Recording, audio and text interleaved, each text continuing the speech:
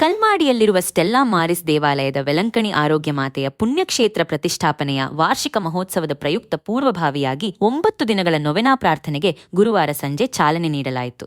ಆತ ಹೇಳಿದಂತೆ ಮಾಡಿ ಹಬ್ಬದ ಸಂದೇಶವಾಗಿದ್ದು, ಪೂರ್ವ ಸಿದ್ಧತೆಯಾಗಿ 9 ದಿನಗಳ ನೊವೆನಾ ಪ್ರಾರ್ಥನೆಗೆ ಉಡುಪಿ ಧರ್ಮ ಪ್ರಾಂತ್ಯದ ನಿವೃತ್ತ ಧರ್ಮಾಧ್ಯಕ್ಷರಾದ ಅತಿ ವಂದನೀಯ ಡಾ ಜೆರಾಲ್ಡ್ ಐಸಾಕ್ ಲೋಬೋ ಧ್ವಜಾರೋಹಣದ ಮೂಲಕ ಚಾಲನೆ ನೀಡಿ ಪವಿತ್ರ ಬಲಿಪೂಜೆಯನ್ನು ಅರ್ಪಿಸಿದರು.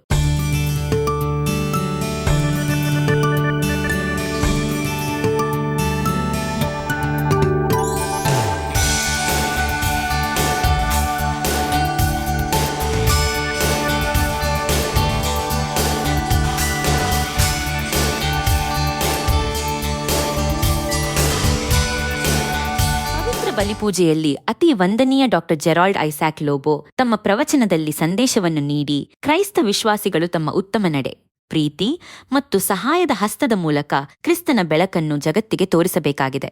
ಕ್ರೈಸ್ತ ನಂಬಿಕೆಯಲ್ಲಿ ಶಿಲುಬೆಯು ಮಾನವ ಜೀವನದ ಕೊನೆಯಲ್ಲ, ಬದಲಿಗೆ ಹೊಸ ಜೀವನದ ಮತ್ತು ಪುನರುತ್ಥಾನದ ಆರಂಭವಾಗಿದೆ.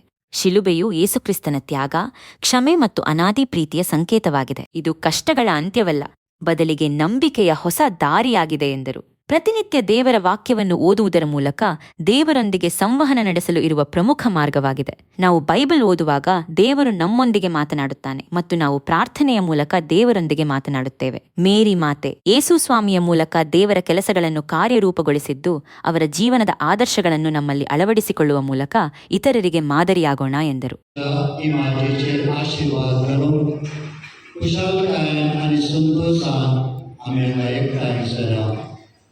Bagaimana tahu bahwa Krista ani bisa berkeren, kosolo ani kita laksana sembahta sa, ibaran tani mai anggada pondeta. Bagaimana mori Krista dan Krista ji awe, to man Krista dewasa rukar, Krista ko bisa beji pratima swarup aninono. प्रतिमा इत्याग को विश्वा आपण किती जाऊन स्वतः संपूर्ण मर्यादेसवे संतोषान तिनी आळता स्वरूप इत्याग ख्रिस्तासवे संपूर्ण एक जोडचे बसत मर्यादे वाट आणि शिस्त वळखून घेता नो मनो इत्याग मर्यादे पार आपण गोडले को वावर करून क्रिस्ताची पतीन प्रयत्न करता.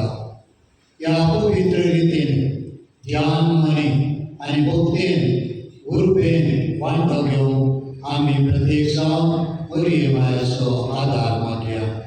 ಪವಿತ್ರ ಬಲಿಪೂಜೆಯಲ್ಲಿ ವೆಲಂಕಣಿ ಮಾತೆಯ ಪುಣ್ಯಕ್ಷೇತ್ರದ ರೆಕ್ಟರ್ ವಂದನೀಯ ಬ್ಯಾಪ್ಟಿಸ್ಟ್ ಮಿನೇಜಸ್, ಬ್ರಹ್ಮಾವರ ಚರ್ಚಿನ ಧರ್ಮಗುರು ವಂದನೀಯ ಜೋನ್ ಫೆರ್ನಾಂಡಿಸ್, ಚರ್ಚಿನ ಪಾಲನಾ ಮಂಡಳಿ ಉಪಾಧ್ಯಕ್ಷರಾದ ನವೀನ್ ಫೆರ್ನಾಂಡಿಸ್, ಕಾರ್ಯದರ್ಶಿ ಪ್ರೆಸಿಲ್ಲಾ ಆಳ್ವಾ, ಆಯೋಗಗಳ ಸಂಯೋಜಕರಾದ ಡೆನಿಸ್ ಲಸ್ರಾದೋ ಹಾಗೂ ಚರ್ಚಿನ ಮಹೋತ್ಸವ ಆಚರಣಾ ಸಮಿತಿಯ ಸದಸ್ಯರು ಉಪಸ್ಥಿತರಿದ್ದರು.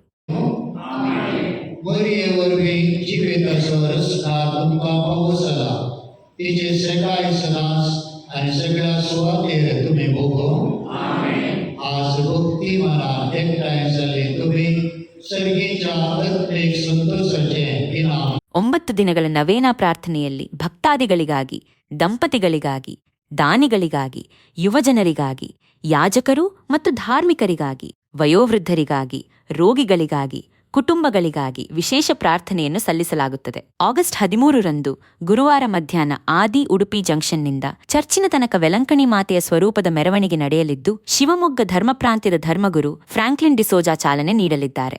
ಆಗಸ್ಟ್ 15ರ ಬೆಳಗ್ಗೆ 10:30ಕ್ಕೆ ದಿವ್ಯ ಬಲಿಪೂಜೆಯನ್ನು ಉಡುಪಿ ಧರ್ಮ ಪ್ರಾಂತದ ಧರ್ಮಾಧ್ಯಕ್ಷರಾದ ಪರಮಪೂಜ್ಯ ಲೆಸ್ಲಿ ಕ್ಲಿಫರ್ಡ್ ಡಿಸೋಜಾ ನೆರವೇರಿಸುವರು. ಉಡುಪಿ ಧರ್ಮ ಪ್ರಾಂತದ ಅನೇಕ ಧರ್ಮಗುರುಗಳು ಹಾಗೂ ಸಾವಿರಾರು ಭಕ್ತಾದಿಗಳು ಈ ಧಾರ್ಮಿಕ ಕಾರ್ಯಕ್ರಮದಲ್ಲಿ ಪಾಲ್ಗೊಳ್ಳುವರು.